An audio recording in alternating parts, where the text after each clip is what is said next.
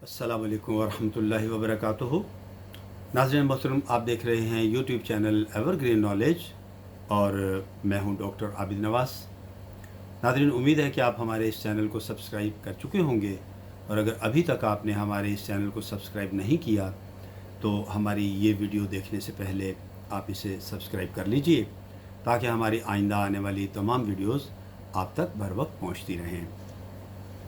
नाज़रीन ग्रामी, हमारा मौजू है इल्मुल कलाम और आज हम अपने इस सिलसिले की अगली कड़ी की तरफ बढ़ते हैं। नाज़रीन, आज हम बयान करेंगे कि तौहीद की सही तारीफ़ क्या है। तो नाज़रीन मोहतरम, तौहीद की सही तारीफ़ ये है कि दुनिया में जो उमूर पेश आते हैं या कोई भी वाक़या वजूद पज़ीर होता है या वक़ू पज़ीर होता है, चाहे उसका ताल्लुक़ खैर से हो या शर से, इन सब का वक़ू अल्लाह रब्बुल इज़्ज़त की जानिब से और उसके हुक्म से होता है। ये अक़ीदा इस तौर पर रखेंगे जिससे सब कुछ तवज्जो असबाब की जानिब भी मुंतकिल हो जाए। ये सबसे बेहतर तौहीद है। अब इसमें नाज़रीन ग्रामी एक बात ज़हन में रहनी चाहिए। उलमाए किराम फरमाते हैं कि इस कायनात में जो भी बुरे अफ़आल पेश आते हैं, बुरे गुनाह यानी गुनाह या बुरी चीज़ें, बुरे अमाल, बुरी बातें, उनमें अल्लाह जल्ला शानुहु की मशीयत होती है। अल्लाह ताला की खुशनुदी या रज़ा या खुशी उनमें शामिल नहीं होती। और जो नेक आमाल हैं, अच्छे आमाल हैं, नेकी के आमाल हैं, इबादात हैं और दीगर जितनी भी नेकियां हैं, उनमें अल्लाह ताला की रिदा, खुशी और रज़ामंदी शामिल होती है। ये बहुत ही एक बारीक सा नुक्ता है जिसे समझना बहुत ज़रूरी है। लिहाजा नाज़रीन ग्रामी, तौहीद ऐसा नफीस जौहर है जिस पर दो किस्म के गिलाफ चढ़े हुए हैं। ज़ाहिर बात है कि इनमें से एक गिलाफ असली जौहर से करीब होगा और एक बईद। गोया तौहीद के दो दर्जे हैं। पहला दर्जा तौहीद का ये है कि आप ज़ुबान से ला इलाहा इल्लल्लाह पढ़ लें, ये तौहीद तो है, लेकिन ऐसी तौहीद का इकरार है जिससे नसारा के अक़ीदा तसलीस का अबताल होता है, यानी ईसाइयों के बातिल अक़ीदे का रद्द होता है, क्योंकि वो माअज़ल्लाह अल्लाह ताला के साथ शरीक ठहराते हैं हज़रत ईसा अलैहिस्सलाम को और हज़रत मरियम अलैहिस्सलाम को।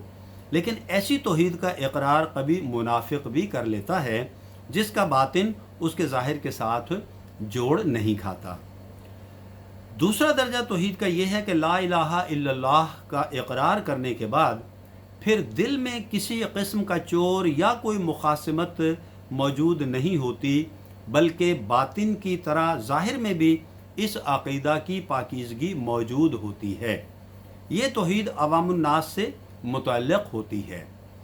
चुनांचे मुतकल्लिमीन उलमाए किराम का यही फ़रीज़ा होता है कि वो इसी तौहीद के बारे में अवाम की हिफाजत और निगरानी करते रहें और मुखालिफीन व मुब्तदईन के शुबहात को उनसे दूर करके उनको इत्मीनान क़ल्बी नसीब कराते रहें। चुनांचे उलमाए किराम और फ़ुक़हाए उज़्ज़ाम ने इस तौहीदी जौहर को दो गिलाफ से ढांक दिया है और इन दो दराजात से तमाम लोगों को वाबस्ता कर दिया है। लेकिन लोगों का ये हाल हो गया कि उन्होंने तौहीद के इन दोनों गिलाफ़ों को इस तरह छोड़ दिया कि इससे कोई ताल्लुक़ नहीं है। रह गई बात ये कि तौहीद का मग़ज़ क्या है, तो वो ये है कि पेश आने वाले तमाम उमूर को आप ये समझें कि ये सब अल्लाह ताला की जानिब से हैं। उसी के साथ एक गुना इल्तिफ़ात असबाबो अलल की जानिब भी हो, फिर आप खुदा की इस तरह इबादत करने लगें जिससे ये मालूम हो कि आप खालिक़ हक़ीक़ी को वाक़ई माबूद और उसे ही इबादत के लिए यकता समझ रहे हैं और इसकी इबादत में किसी और को शरीक नहीं करते। लिहाजा नाज़रीन, इस तफसील और शरह के बाद मज़कूरा तारीफ़ से अक़ाइद बातिला और इत्तबाए नफ्स خود بخود خارج ہو جاتے ہیں۔ اب ہم یہ سمجھیں گے کہ جب کوئی شخص اپنے نفس اور خواہش کی اتباع کرے گا تو گویا اس نے اپنا معبود اپنے نفس کو بنا لیا ہے۔ قرآن کریم میں ہے، ترجمہ اے پیغمبر صلی اللہ علیہ وآلہ وسلم، آپ نے اس شخص کی ہلاکت بھی دیکھی جس نے اپنا خدا اپنی خواہش نفسانی کو بنا رکھا ہے۔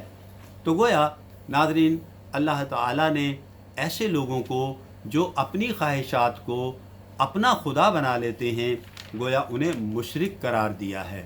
اور اسی کو علامہ اقبال رحمۃ اللہ علیہ نے ایک مقام پر یوں ارشاد فرمایا کہ بتوں سے تجھ کو امیدیں، خدا سے نومیدی، مجھے بتا تو صحیح اور کافری کیا ہے۔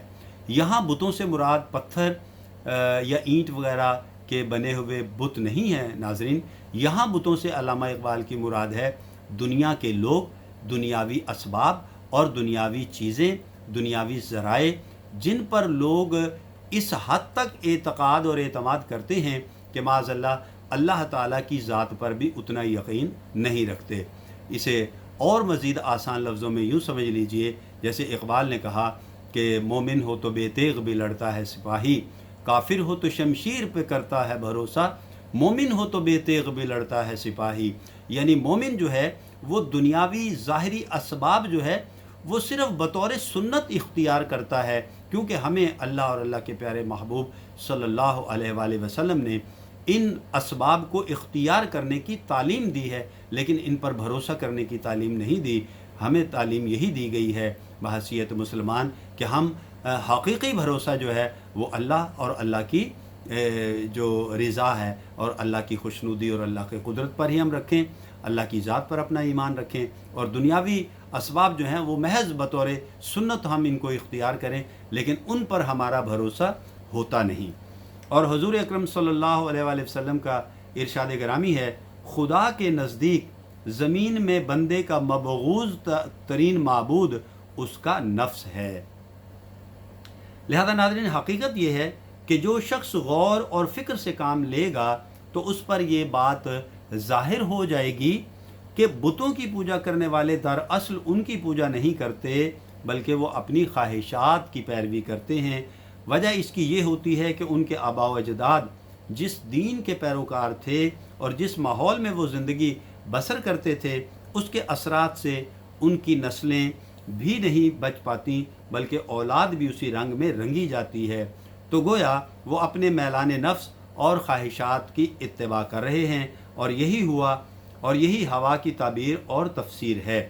چنانچہ اس طرح سے مخلوقات پر تشدد اور سختی برتنا اور ان کی طرف توجہات کرنا توحید سے خارج ہو جائے گا۔ لہذا ناظرین، جو شخص یہ عقیدہ رکھتا ہو کہ جو کچھ دنیا میں ہو رہا ہے یا ہوگا وہ سب خداوند قدوس کی مرضی کے مطابق ہے، تو کوئی بھی آدمی کسی غیر پر سختی نہیں کر سکتا۔ پس توحید تو اس برتر مقام کا نام ہے، چنانچہ توحید میں صدیقین کا یہی مقام ہوتا ہے۔ اب آپ اس پر غور کریں کہ آپ کے ذہن کو کس چیز سے پھیرا گیا اور توحید کے کس غلاف پر قناعت گزین ہونا چاہیے۔ تو در حقیقت موحد وہ ہے جس کا عقیدہ یہ ہو کہ اللہ ایک ہے اور اس کی تمام تر توجہات کا مرکز وہی ذات ہو، اس کے علاوہ اپنے قلب کو اسی یقین اور اعتماد پر جما دے۔ علامہ دمیری رحمۃ اللہ علیہ فرماتے ہیں کہ میں نے اپنی کتاب الجواہر الفرید فی علم التوحید کے 8ویں باب میں تفصیل کے ساتھ اس پر تشفی بخش کلام کیا ہے، جس سے ہر قسم کے شبہات رفع ہو جاتے ہیں۔ مزید میں نے اپنی کتاب کو اکابر علماء کے صحابہ کرام رضی اللہ تعالیٰ عنہم کے قول سے بھی زینت بخشی ہے۔ تو ناظرین، آج کے بیان کے لیے اتنا ہی۔ ہم دعا گو ہیں کہ اگر ہمارے اس بیان میں کوئی خامی کمی کوتاہی رہ گئی ہے تو اللہ تعالیٰ اسے اپنے پیارے حبیب علیہ الصلاۃ والسلام کے صدقے سے معاف فرما کر اپنی بارگاہ میں قبول فرمائے۔ تو ناظرین، ہمارا آج کا جو بیان ہے یہ علامہ دمیری رحمۃ اللہ علیہ کی کتاب جو ہے حیات الحیوان کی جلد اول، اور یہ علامہ دمیری جو ہیں ان کا پورا نام ہے علامہ کمال الدین دمیری رحمۃ اللہ علیہ۔ ان کی کتاب حیات الحیوان کی جلد اول کے صفحہ نمبر 79 اور 80 سے ہم نے یہ بیان کیا ہے۔ تو ناظرین اس کے ساتھ ہی ہم اجازت چاہتے ہیں۔ حیات و صحت نے اجازت دی تو بہت جلد انشاءاللہ آپ کی خدمت میں آئندہ ویڈیو کے ساتھ پھر حاضر ہوں گے۔ تب تک اپنا اور اپنے پیاروں کا بہت خیال رکھیے گا۔ اللہ ہم سب سے راضی ہو۔ فی امان اللہ۔